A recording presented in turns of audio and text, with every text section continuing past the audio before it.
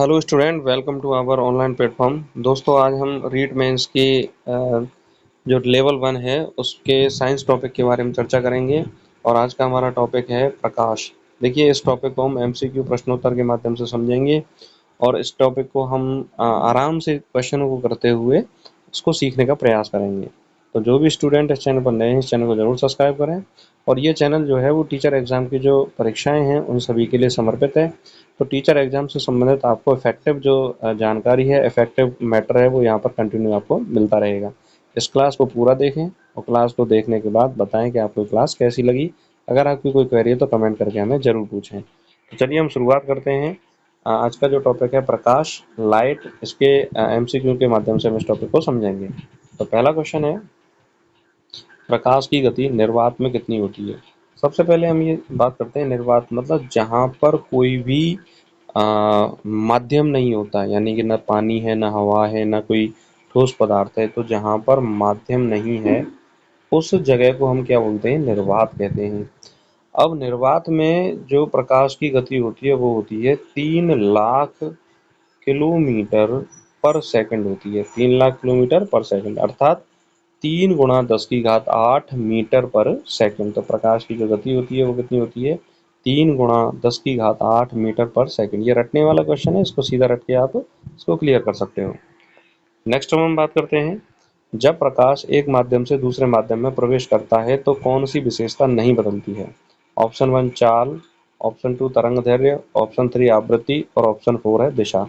ध्यान दीजिए, बहुत मोस्ट इंपॉर्टेंट क्वेश्चन है ये कई बार परीक्षाओं में पूछा गया है और आने वाली परीक्षा में आपसे पूछा जा सकता है, क्योंकि जिस तरह से एग्जाम पैटर्न चल रहा है ना, कि टफ क्वेश्चन खूब सारे आ रहे हैं, कहीं से भी क्वेश्चन बनाया जा रहा है, तो उसको देखते हुए ये क्वेश्चन आने वाली परीक्षाओं में देखा जा सकता है। तो कभी भी ऐसा क्वेश्चन आए कि प्रकाश एक माध्यम से दूसरे माध्यम में जाए तो उसकी एक ही गुण ऐसा है जो नहीं बदलता है, वह है आवृत्ति। कौन सा है, आवृत्ति। तो इसका राइट आंसर क्या हो जाएगा, सी। इसको बिल्कुल याद रख लो, रट लो, इंपॉर्टेंट है। नेक्स्ट हम बात करते हैं, प्रकाश की किरण किसी सतह से टकराकर वापस लौटती है, इस परिघटना को क्या कहते हैं। मान लीजिए ये कोई सतह है, इस सतह से पर कोई किरण आई और इससे टकराकर वापस लौट गई, यानी इस तरह से ये आई और वापस लौट गई, तो इस परिघटना को कहा जाता है परावर्तन। क्या कहा जाता है, परावर्तन। तो इसमें ऑप्शन 1 है अपवर्तन, दूसरा परावर्तन, तीसरा अपवर्जन और चौथा विसरण। तो इसका राइट आंसर क्या होगा, बी, परावर्तन। क्या रहेगा, परावर्तन। नेक्स्ट है, समतल दर्पण में बनने वाली छवि कैसी होती है। वास्तविक और उल्टी, वास्तविक और सीधी, आभासी और सीधी, और आभासी और उल्टी। तो देखो, समतल दर्पण आप नॉर्मल अगर मैं एग्जांपल बताना चाहूँ, जो शीशा आप रोजाना अपना चेहरा देखने के लिए उपयोग करते हो, बाल काटने के लिए उपयोग करते हो, वो समतल दर्पण होता है। तो उसमें हमारा चेहरा दिखाई देता है, लेकिन वास्तव में दर्पण में थोड़ी है। तो मतलब इमेज कैसी बनेगी, आभासी। तो पहला कंसेप्ट यहाँ से क्लियर होगा। और वो चेहरा हमें चेहरा जैसे ही दिखाई देगा, सीधा दिखाई देता है, उल्टा हमें दिखाई नहीं देता। तो वो जो छवि है वो कैसी बनेगी, सीधी। तो इसका राइट आंसर क्या रहेगा, सी, आभासी और सीधी। क्या रहेगा, आभासी और सीधी। नेक्स्ट है, उत्तल दर्पण द्वारा बनाई गई छवि होती है। अब उत्तल दर्पण है, देखिए उत्तल दर्पण प्रकाश को क्या करता है, इकट्ठा करता है और आभासी छवि बनाता है। और वो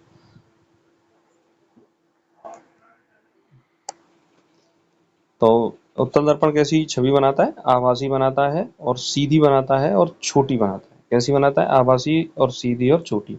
उत्तल दर्पण को हम वाहनों के साइड मिरर में यूज करते हैं। किस में यूज करते हैं, साइड मिरर में यूज करते हैं। तो आप देखते होंगे कि भाई पीछे जो बड़ा वाहन है वो हमें दिखाई दे जाता है और वो सीधा दिखाई देता है और आकार में कैसा मिलता है, छोटा मिलता है। तो आभासी, सीधी और छोटी इमेज उत्तल दर्पण बनाता है। ये भी इम्पोर्टेंट है, आप इसको याद रखो। नेक्स्ट अब हम बात करते हैं, प्रकाश का अपवर्तन किस कारण होता है। प्रकाश का अपवर्तन किस कारण होता है।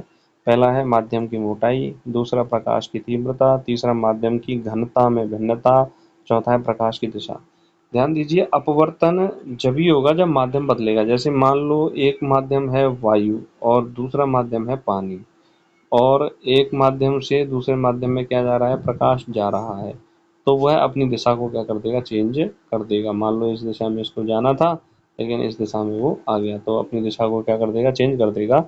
तो माध्यम की घनता यानी घनावट में जो अंतर आ जाए तो प्रकाश का क्या होता है, अपवर्तन होता है। तो इसका राइट आंसर क्या रहेगा, सी।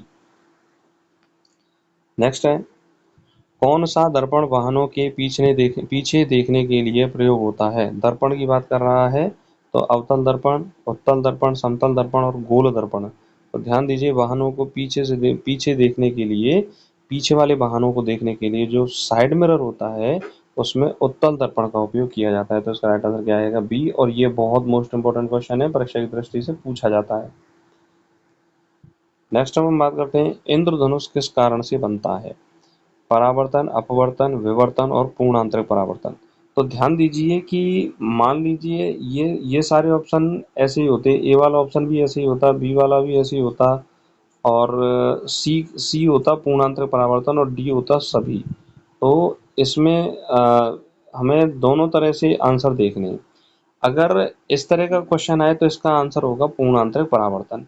लेकिन मान लीजिए ए ऑप्शन में हो परावर्तन, ए ऑप्शन में क्या हो, परावर्तन हो, और बी ऑप्शन में क्या हो, अपवर्तन हो, बी ऑप्शन में क्या हो, अपवर्तन हो, और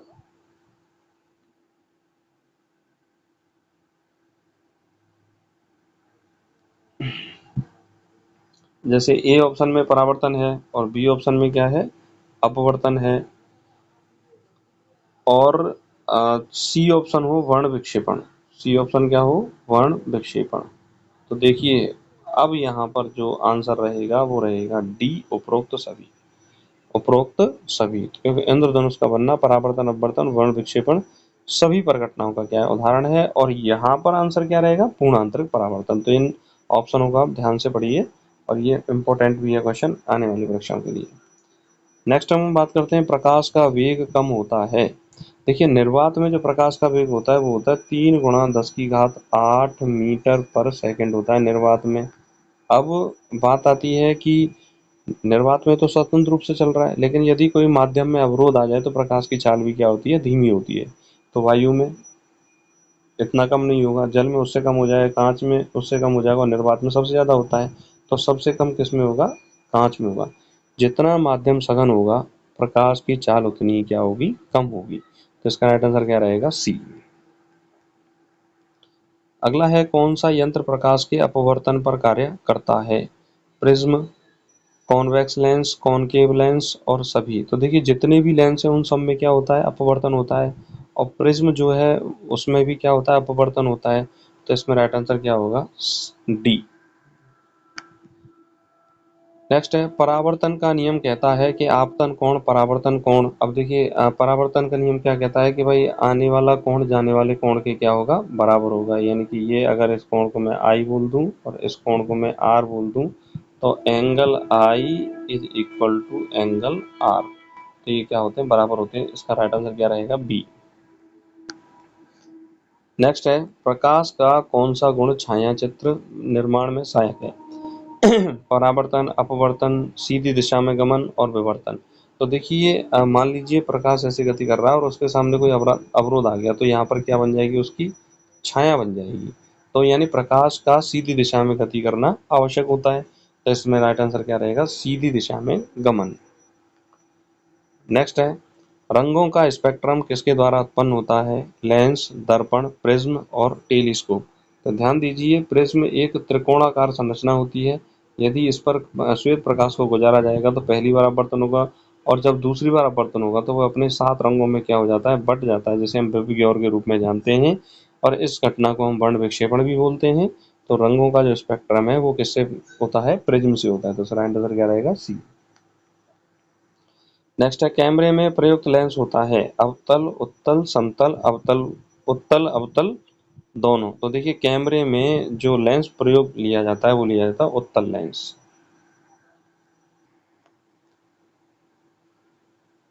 तो इसका राइट आंसर क्या रहेगा, बी। नेक्स्ट क्वेश्चन है, दूरबीन के सिद्धांत पर कार्य करती है। परावर्तन, अपवर्तन, दोनों और कोई नहीं। तो देखिए, दूरबीन में परावर्तन और अपवर्तन दोनों घटनाएं होती हैं। तो इसका राइट आंसर क्या रहेगा, सी। नेक्स्ट है, कौन सा रंग सबसे अधिक अपवर्तित होता है। लाल, नीला, बैंगनी और पीला। तो ध्यान दीजिए, सबसे ज्यादा जो अपवर्तित होने वाला जो रंग है वह है बैंगनी। तो इसका राइट आंसर क्या रहेगा? सी। नेक्स्ट है, लेंस की शक्ति क्या होती है? अब ये क्वेश्चन इंपॉर्टेंट है। लेंस की शक्ति क्या होती है? सेंटीमीटर, मीटर, डायप्टर और हर्ट्ज। तो लेंस की जो शक्ति होती है, पावर ऑफ लेंस होती है, वो डायप्टर होती है। इसको कैपिटल डी से डिनोट करते हैं। तो इसका राइट आंसर क्या रहेगा? सी। नेक्स्ट है, चश्मे में दृष्टि दोष सुधारने के लिए प्रयोग होते हैं उत्तल लेंस, अवतल लेंस, दोनों, कोई नहीं। देखिए, चश्मे में दृष्टि दोष सुधारने के लिए उत्तल और अवतल दोनों लेंस प्रयोग होते हैं। तो इसका राइट आंसर क्या रहेगा? सी। नेक्स्ट है, ध्रुवीकृत प्रकाश किस किस प्रकार की तरंग है? अब देखिए, ध्रुवीकृत प्रकाश मतलब प्रकाश। तो प्रकाश एक अनुप्रस्थ तरंग है। कैसी तरंग है? अनुप्रस्थ तरंग है। और अगर ध्वनि की बात करें तो ध्वनि अनुदैर्ध्य तरंग है। कैसी है? अनुदैर्ध्य। तो इसमें राइट आंसर क्या रहेगा? ए। और ध्वनि कैसी है? अनुदैर्ध्य तरंग है। नेक्स्ट है, यदि किसी दर्पण की वक्रता त्रिज्या r बराबर कितनी है? 40 सेंटीमीटर है, तो उसकी फोकस दूरी क्या होती है? तो f बराबर होता है r/2। और ये क्या होता है? 40 सेंटीमीटर। तो 40/2 बराबर क्या आ जाएगा? 20 सेंटीमीटर। क्या आ जाएगा? 20 सेंटीमीटर। तो इसका राइट आंसर क्या रहेगा? बी। तो इस तरह से दोस्तों हमने 20 क्वेश्चन के माध्यम से इसको टॉपिक को समझा। आशा करता हूँ कि आपको ये प्रश्नोत्तर समझ में आए होंगे। अगर आपको ये प्रश्न अच्छे लगे तो इस क्लास को लाइक करें, अपने दोस्तों तक शेयर करें। और यदि आप इस चैनल पर नए हो और रीट की तैयारी कर रहे हो तो इस चैनल को जरूर सब्सक्राइब करें। और अगर आपकी कोई क्वेरी तो कमेंट के माध्यम से हमें ज़रूर बताएं कि आपको ये क्लासेस कैसी लग रही हैं और आपको कौन कौन सब्जेक्ट की क्लासेज और चाहिए। तो हम कोशिश करेंगे कि आपको वो सार्थक मैटर जो है वो उपलब्ध कराया जाए। अपनी तैयारी को स्ट्रॉन्ग करते रहें और हमारे साथ बने रहें। नमस्कार, धन्यवाद।